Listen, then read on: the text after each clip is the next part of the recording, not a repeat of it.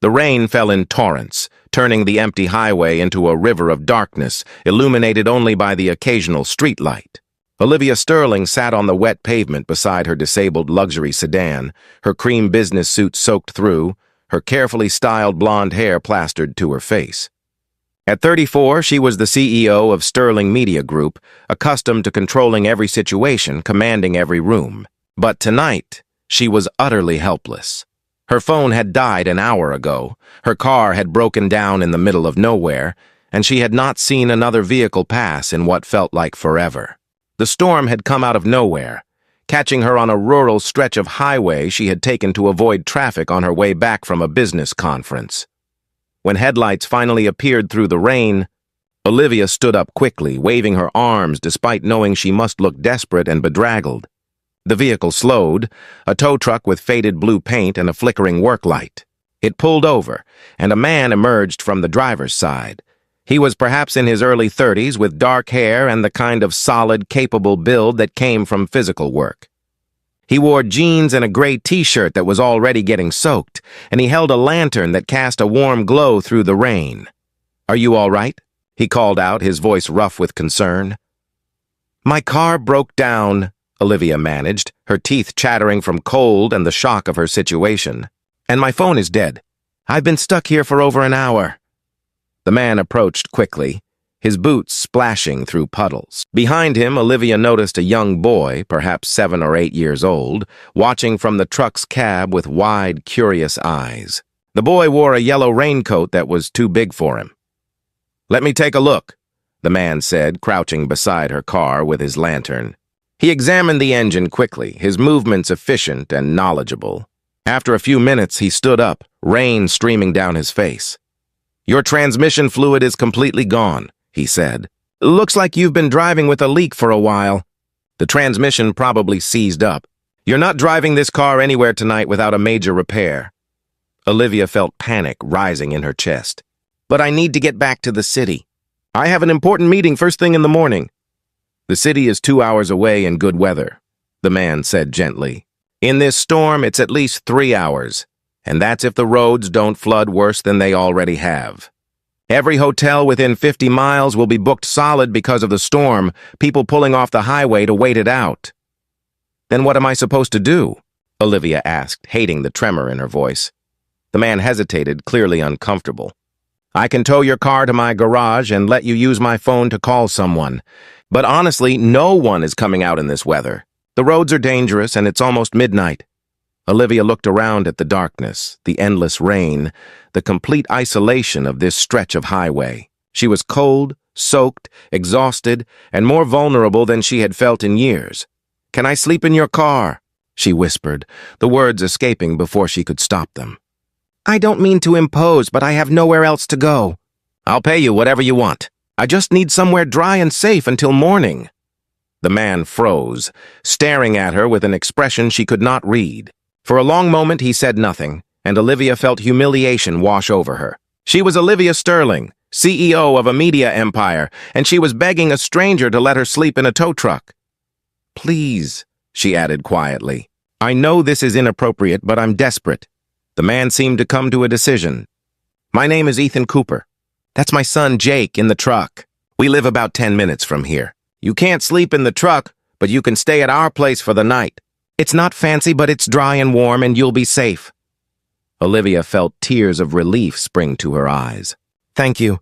I can pay you for the inconvenience." "I don't want your money," Ethan said firmly. "I want you to get out of this rain before you get hypothermia." "Come on." He helped her into the passenger seat of the tow truck, where Jake immediately scooted over to make room. The boy studied her with open curiosity. "Are you okay, lady?" Jake asked. "You look really wet." "I am really wet," Olivia admitted, managing a small smile. "But I'll be okay now, thanks to your dad." Ethan climbed into the driver's seat and started the truck, the heater immediately blasting warm air that made Olivia shiver with relief. "We'll come back for your car in the morning," he said. "Right now, let's get you somewhere dry." The drive to Ethan's home took them down a series of rural roads to a modest house with a detached garage that clearly served as his auto repair shop. The house itself was small but well-maintained. with a porch light that glowed welcomingly through the rain. Inside, the house was warm and lived in, with toys scattered across the floor and photographs covering the walls. Ethan immediately disappeared and returned with a towel and dry clothes, a pair of sweatpants and a sweatshirt that would be enormous on Olivia, but were clean and warm. "Bathroom is down the hall," Ethan said. "You can change and dry off. I'll make some coffee." When Olivia emerged from the bathroom, feeling almost human again in the oversized dry clothes, she found Ethan and Jake in the kitchen. Ethan was making coffee while Jake sat at the table with hot chocolate and cookies, still watching Olivia with fascination. "Is she a princess?" Jake whispered loudly to his father. "She looks like a princess, even in your old clothes," Ethan smiled. "She's not a princess, buddy. She's just someone who had a rough night and needed help." "I'm Olivia," she said, sitting down at the table. "And thank you, Jake. That's the nicest thing anyone said to me in a long time." Ethan poured her coffee, and the warmth of the mug in her hands was almost as comforting as the kindness in his eyes. "So what brings a woman in a $50,000 car and designer clothes out on a rural highway during a storm?" he asked gently. Olivia laughed, a tired sound. "I was driving back from a business conference in the mountains. I took the scenic route to avoid traffic and to clear my head. I guess I should have stuck to the main highway." "What kind of business?" Jake asked. "I run a media company," Olivia explained. "We own television stations and newspapers and websites. It's a big company with a lot of employees and a lot of responsibility." "So you're like the boss of everything?" Jake asked, impressed. "Something like that," Olivia admitted. "Though tonight I feel like I'm not the boss of anything, not even my own car." Ethan smiled. "Everyone needs help sometimes. Being successful doesn't make you immune to car trouble or bad weather." As they talked, Olivia learned that Ethan was a widower who had been raising Jake alone for the past 3 years since his wife died from cancer. He ran his auto repair business from home so he could be available for Jake, sacrificing the larger income he could have made at a bigger shop in the city. "It's just the two of us," Ethan said, ruffling Jake's hair affectionately. "We make it work. Some days are harder than others, but we've got each other, and that's what matters." Olivia felt something tighten in her chest. She had built an empire, achieved everything she had set out to accomplish professionally, but she went home every night to an empty penthouse.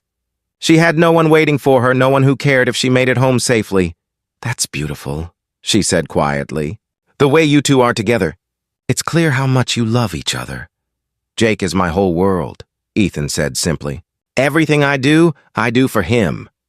Eventually, Ethan showed Olivia to a small guest room with a comfortable bed and clean sheets. "I'm sorry it's not what you're probably used to," he said. "It's perfect," Olivia said, and meant it.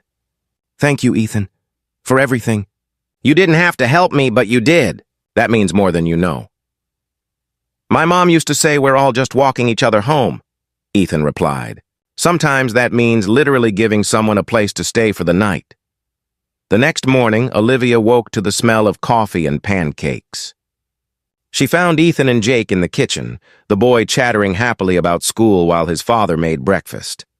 They invited her to join them, and Olivia found herself sitting at their small kitchen table, eating homemade pancakes and listening to Jake's enthusiastic stories about his second-grade class. After breakfast, Ethan towed Olivia's car to his garage and spent several hours repairing it while Olivia played board games with Jake in the house. She called her office on Ethan's phone, rescheduling her morning meeting, and for the first time in her career, she did not feel anxious about it. When Ethan finally finished the repair, he refused to charge her more than the cost of parts. "You needed help," he said. "I'm not going to profit off someone's bad luck." "At least let me pay you for the labor," Olivia insisted. "And for letting me stay here.